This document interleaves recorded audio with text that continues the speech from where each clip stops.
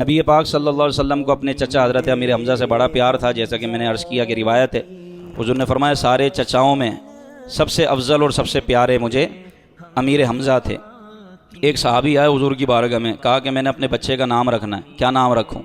حضور نے فرمایا مجھے اپنے چچا سے بڑی محبت ہے، میرے چچا کے نام پر اپنے بچے کا نام حمزہ رکھو۔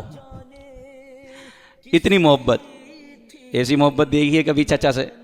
صحابی کہہ رہے کہ کس اپنے بچے کا نام رکھنا ہے، کہا کہ میرے چچا کے نام پر نام رکھو حمزہ، اتنا پیارا نام ہے، سبحان اللہ۔ تو جو یہ اپنے بچے کا نام رکھتا ہے اس کو برکتیں ملتی ہیں، بلکہ علماء نے یہاں تک فرمایا جس کو یہ خواہش ہو کہ اس کے یہاں بیٹا پیدا ہو، اس کے یہاں لڑکا پیدا ہو، خواہش ہوتی ہے، انبیاء نے بھی یہ خواہش کی ہے، ربی حب لی من الصالحین، کہ مجھے اللہ اولاد نرینہ عطا فرمائے۔ تو یہ خواہش کرنا برا نہیں ہے، بیٹے کی خواہش کرنا اچھی بات ہے،